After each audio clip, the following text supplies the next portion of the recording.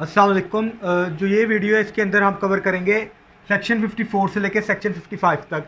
ये land revenue act 1967 की supplemental provisions हैं जो कि हमारे लेक्चर सीरीज़ में लेक्चर 8 बनता है, 8वां लेक्चर है।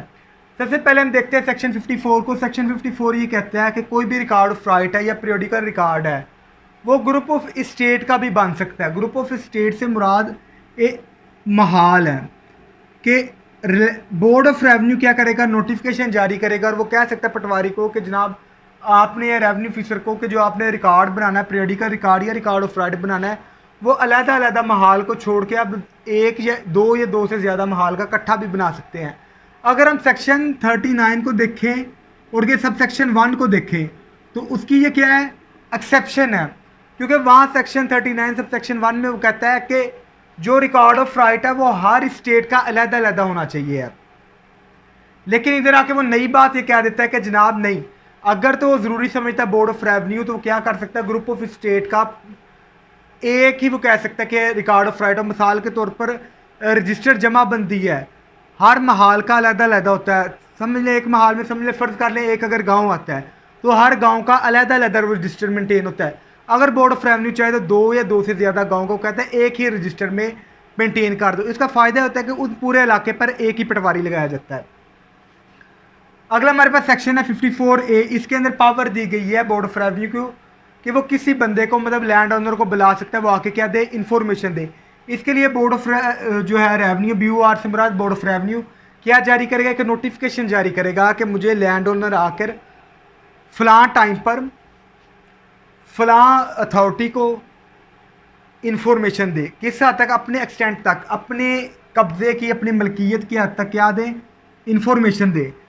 अब वो इन्फॉर्मेशन किससे रिलेटेड हो, प्रॉपर्टी से रिलेटेड हो सकती है। वो प्रॉपर्टी ये सूबे के अंदर भी हो सकती है, कुछ सूबे के अंदर, कुछ सूबे से बाहर भी हो सकती है।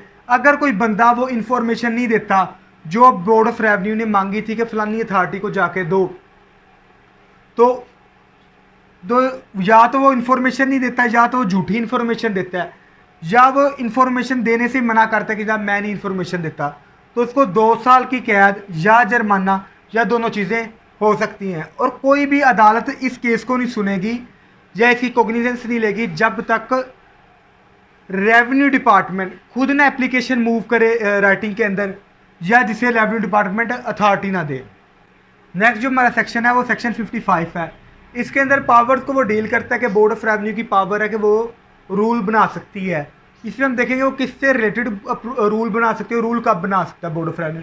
बोर्ड ऑफ रेवेन्यू रूल बना सकता है, लेकिन उससे पहले क्या लेना है, गवर्नमेंट से इजाज़त लेनी पड़ेगी।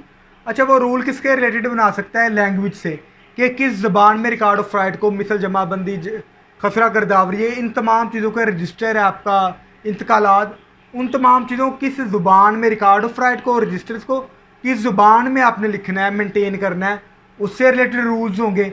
और आमतौर पे रूल याद रखें उस सूबे में सबसे ज़्यादा बोली जाने वाली ज़ुबान में होता है, आमतौर पे उर्दू में होता है ये। उसके बाद वो कहेगा कि उसका फॉर्म क्या होगा, रिकॉर्ड्स का, वो रजिस्टर पे होंगी, वो कंप्यूटराइज होगा, उसका तमाम चीज़ों को क्या करेगा, रूल्स बनाएगा। फिर अगर रूल बनाएगा कि आपका सर्वे ऑफ लैंड है, लैंड का सर्वे किया जाता है, सेक्शन 116 से लेकर 35 तक लेक्चर मेरे मौजूद है उसके ऊपर, सर्वे ऑफ लैंड के ऊपर, लैंड रेवेन्यू एक्ट के तहत होता है। उस सर्वे कैसे करना है उसके रिलेटेड रूल्स बनाए जाएंगे। फिर वो बात करता है रेवेन्यू ऑफिसर ने जो इंक्वायरी कंडक्ट करनी है इस चैप्टर के अंदर, जो हमने सेक्शन 54 के अंदर सेक्शन 6 में पढ़ा था, उसका तरीकाकार क्या होगा वो सारा रेवेन्यू ऑफिसर्स में देखेगा। और रेवेन्यू ऑफिसर और विलेज ऑफिसर की गाइडेंस के लिए कि जब उसने रिकॉर्ड ऑफ राइट को मेंटेन करना है, प्रीपेयर करना है, तो वो सब चीज़ें कैसे करनी है उसके लिए भी ये रूल्स बोर्ड ऑफ रेवेन्यू बना सकता है। ये थी हमारी आज की सप्लीमेंटल प्रोविजंस पर वीडियो। अगर आपको कुछ चीज़ समझ ना आए तो आप क्वेश्चन कर सकते हैं। अगर आपने हमारा चैनल सब्सक्राइब नहीं किया तो चैनल को सब्सक्राइब कर लें।